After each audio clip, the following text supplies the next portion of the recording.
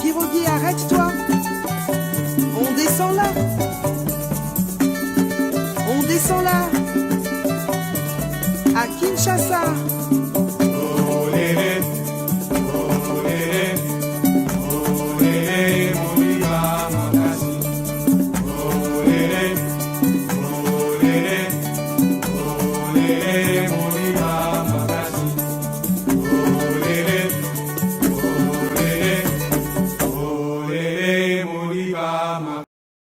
Estamos de volta e vamos falar um pouquinho agora dos processos de socialização.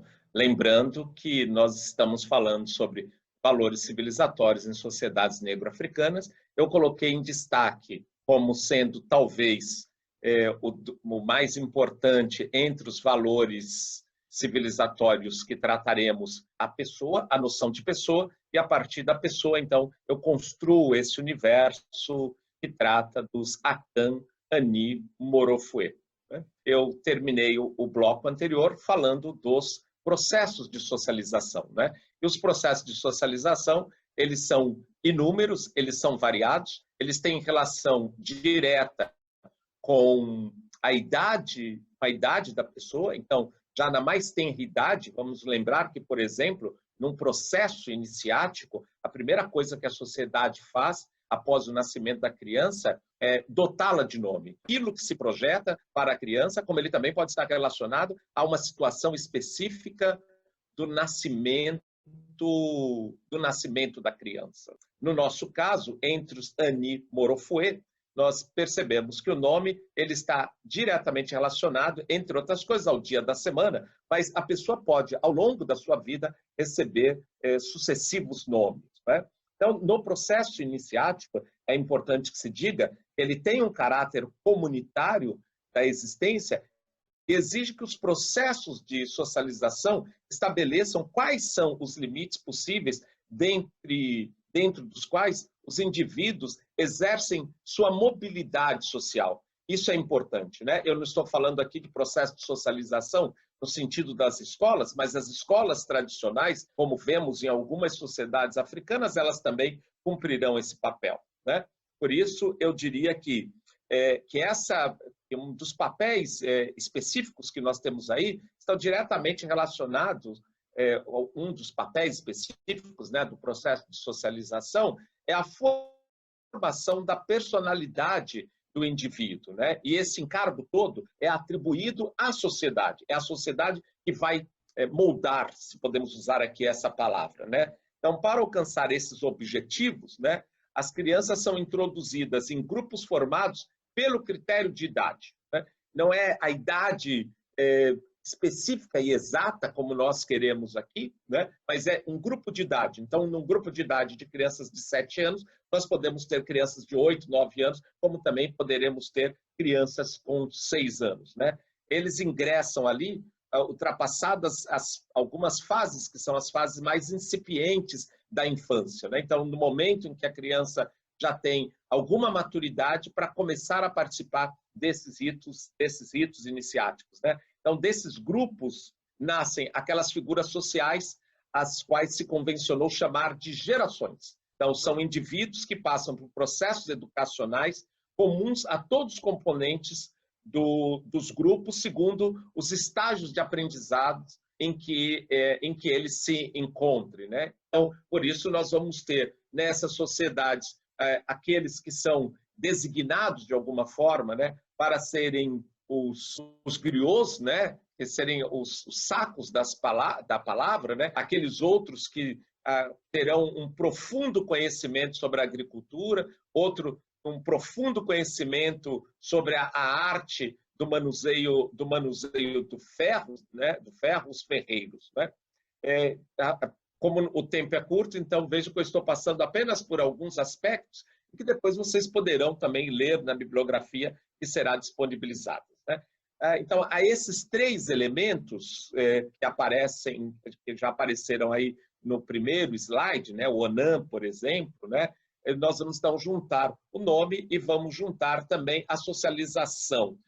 como é que isso se junta, né? Então, em seu aspecto mais primordial, então a palavra no seu aspecto mais primordial tem como principal detentor o próprio pré-existente. Eu vou mandar também para vocês alguns mitos que tratam disso, né? Então, a forma como o pré-existente criou depois a pessoa, né? E como ele transmite, além da palavra ser o elemento criador, mas ele transmite também para esse ser criado pelo pré-existente, aqui eu não vou chamar de Deus, mas vou chamar de pré-existente. Então, ele transfere uma parte da palavra, da sua própria palavra, através do seu hálito, através desse hálito quente para aquele que vai ser talvez o seu principal interlocutor. Então, nesse sentido, não raro, a palavra aparece como uma substância da vitalidade divina, utilizada para a criação do mundo. Então, a palavra é um elemento criador.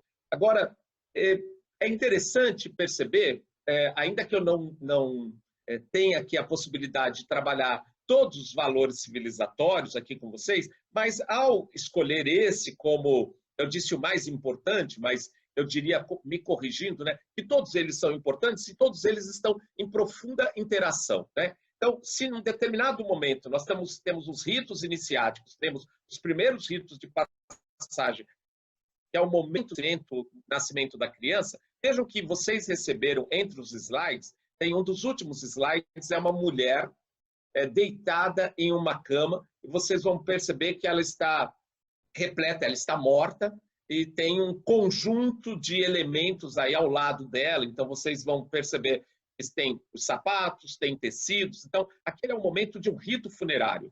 Eu fiz essa foto, todas as fotos que vocês estão vendo aí foram feitas por mim ano de 2002, eu nem sempre faço as anotações corretas, mas se não foram feitas em 2000, foram feitas em 2002, em 2000 eu não estava na Costa do Marfim, né? Então, me interessava muito pensar a noção de pessoa, né? Vejam, lembrando o que eu disse para vocês, numa perspectiva das questões da saúde, mas vinha, como eu estava trabalhando com HIV/AIDS, aparecia com muita força a questão da morte, né? E logo também a questão da proposta, uma questão importante, que é a proposta de imortalidade da pessoa, que é explicada em grande parte, em grande parte, o fato de que os ritos funerários, as cerimônias funerárias, elas são grandiosas e elas são incríveis.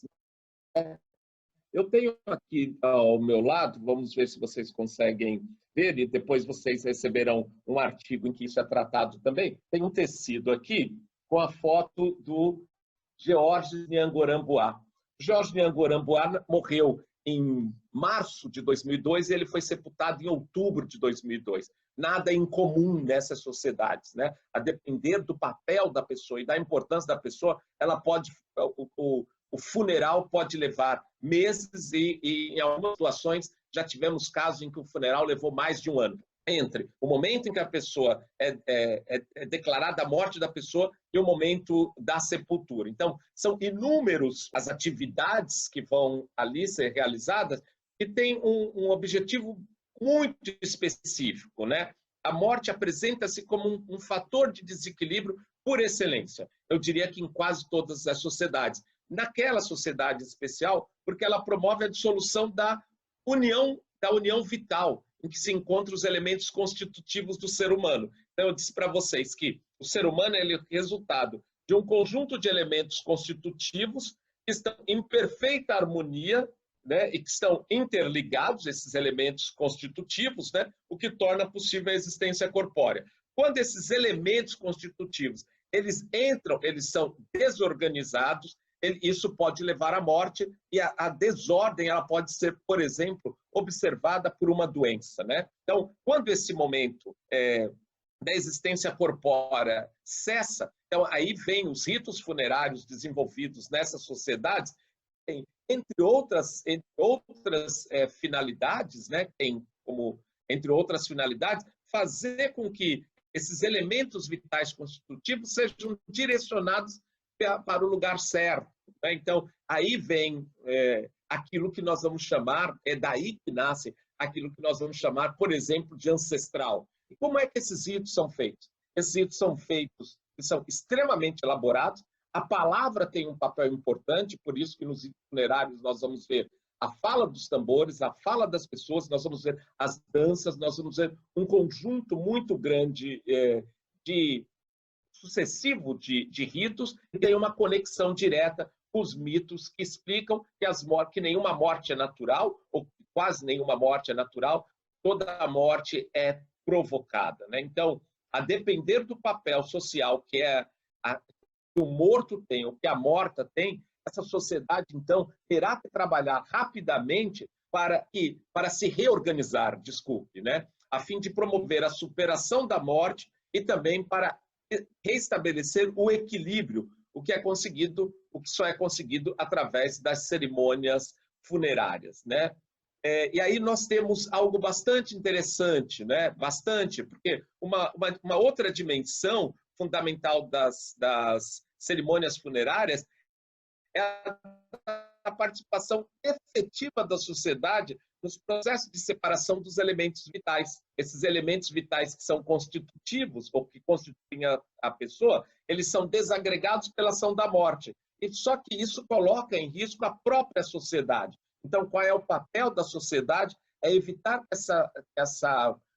que essa desordem leve a toda a sociedade a um fim que seria a morte de todos, né? Então, é através da organização de todos esses elementos, e aí, mais uma vez, o papel que a sociedade tem, né? A complexidade também das cerimônias funerárias, essa complexidade ela não é devida a fatores somente de ordem psicológicas, né? Elas revelam também a capacidade da sociedade de dominar a desordem provocada pela morte, né?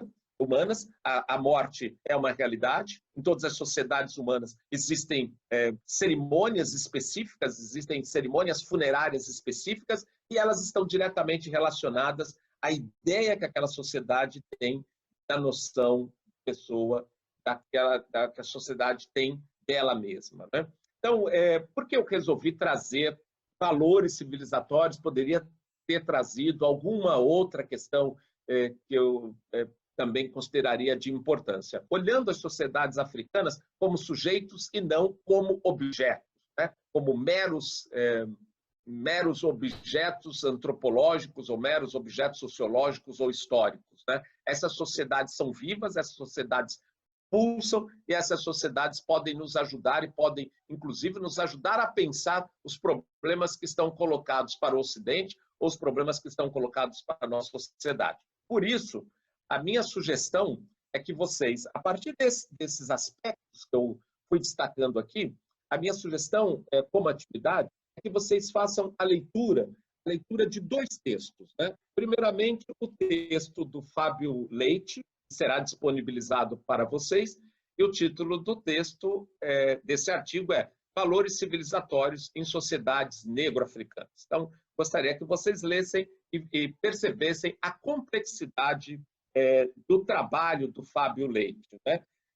Parte do trabalho do Fábio Leite está disponível também nesse livro, A Questão Ancestral. Vou sugerir a leitura, porque é um trabalho imenso, então por isso não vou sugerir. Mas vou sugerir a leitura de um trabalho que eu traduzi, de um artigo que eu traduzi, de um autor francês, de um economista francês, de nome Serge Latouche. O título do artigo é A África pode contribuir para resolver os problemas do Ocidente? Então vocês têm aí dois artigos. No artigo do Fábio, qual a atividade?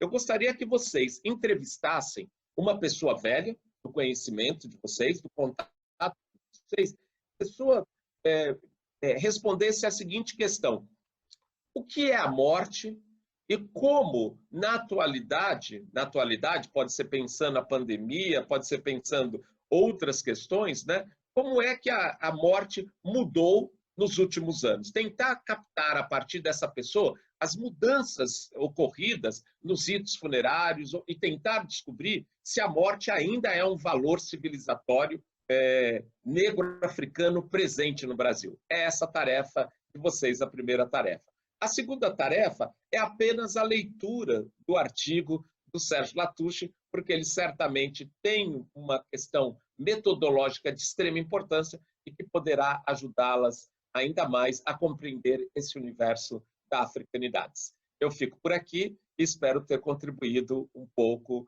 para esse processo de formação de vocês. Obrigado.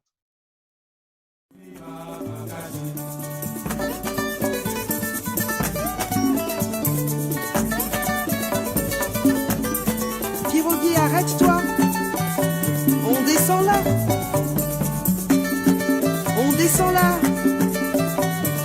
À Kinshasa.